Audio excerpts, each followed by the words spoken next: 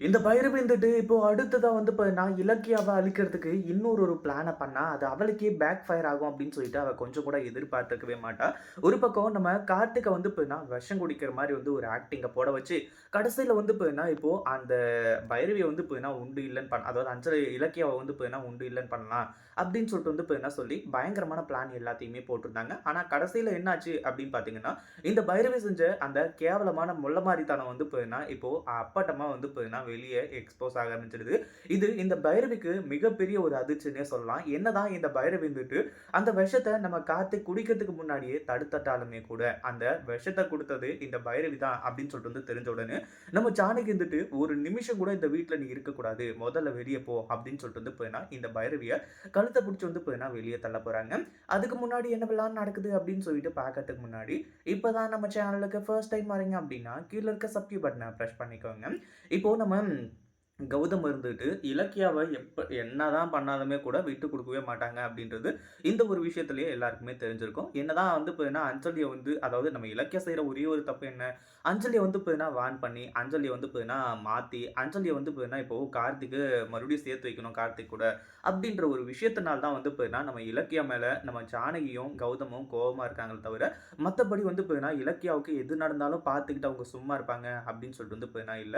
அதே மாரி தான் இப்பவும் இந்த பைரவி வந்துட்டு அபாண்டமா பழி போடுறது மட்டும் இல்லாம, நம்ம இலக்கியாவ கழுத்த புடிச்சு வெளிய தள்ளணும் அப்படின்னு சொல்லிட்டு நினைக்கும்போது, நம்ம கௌதம் வந்துட்டு மாஸ் காட்டுறாரு. என் பொண்டாட்டி மேல கைய வச்சீங்க அப்படின்னா, அவ்வளோதான் அப்படின்ற மாரி. இது ஒரு பக்கம் சூப்பரான ஒரு விஷயம் தான். பட் இருந்தாலும் வந்து இந்த பைரவி வந்துட்டு நம்ம இலக்கியா மேல பழி சொல்றத அப்படியே விட்டுறது கிடையாது. அதுல வந்து மேலும் மேலும் பிரச்சனைய உண்டு பண்றாங்க. நம்ம கார்த்திக் போதையிலேயே இருந்தாலுமே கூட, "அத்த என்ன அத்த நீங்களே வந்து விஷத்த குடுப்பீங்களா? நீங்களே குடிக்க சொல்லுவீங்களா? அதுக்கப்புறம் குடிச்சு செத்துடலான்னு சொல்லிட்டு வந்து பார்த்தா, நீங்களே வந்து தடுத்து இவ்ளோ பெரிய ஆர்ப்பாட்டம் எதுக்கு அத்த பண்ணிட்டு இருக்கீங்க?" அப்படின்னு சொல்லிட்டு வந்து குடிச்சுட்டு அப்படியே ஒளர ஆரம்பிச்சுறாரு. இத கேட்ட உடனே வந்து "டேய் கார்த்திக் என்னடா சொல்லிட்டு இருக்க? நான் வந்து குடுத்தனா?" அப்படி இப்படின்ற மாரி அப்படியே அத மழுப்ப நினைக்கிறான். ஆனா நம்ம கௌதம் வந்து அதுக்கான ஒரு சூப்பரான எவிடன்ஸ வந்து இந்த இடத்துல காட்டுறாங்க. அதாவது பைரவி ஆல்ரெடி வந்தது. நம்ம கார்த்திக் கிட்ட வந்து பேசிக்கிட்டு இருந்தது.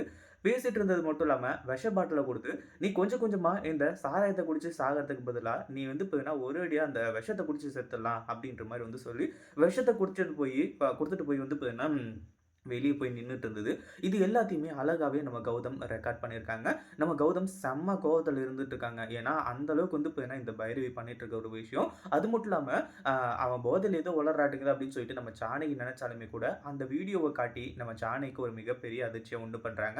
அதாவது இந்த இடத்துல வந்து அந்த வீடியோவ பார்த்த உடனே நம்ம ஜானகி பயங்கர அதிர்ச்சி ஆனது மட்டும் இல்லாம, "என்ன பைரவி இது? நீயே வந்து என் புள்ளைய கொல்ல பார்க்குறியா?" அப்படின்னு சொல்லிட்டு வந்து பைரவிய வந்து நம்ம ஜானகி புடிச்சுக்க ஆரம்பிச்சுறாங்க.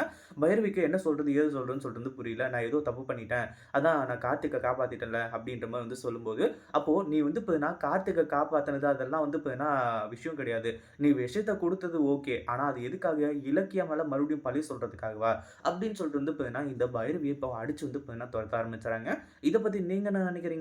இந்த பைரவியோட சுயரூபம் வெளிய தெரிய வந்தா எப்படி இருக்கும்? அப்படின்றத கமெண்ட் பண்ணுங்க. இந்த வீடியோ புடிச்சிருந்தா லைக் பண்ணுங்க, ஷேர் பண்ணுங்க.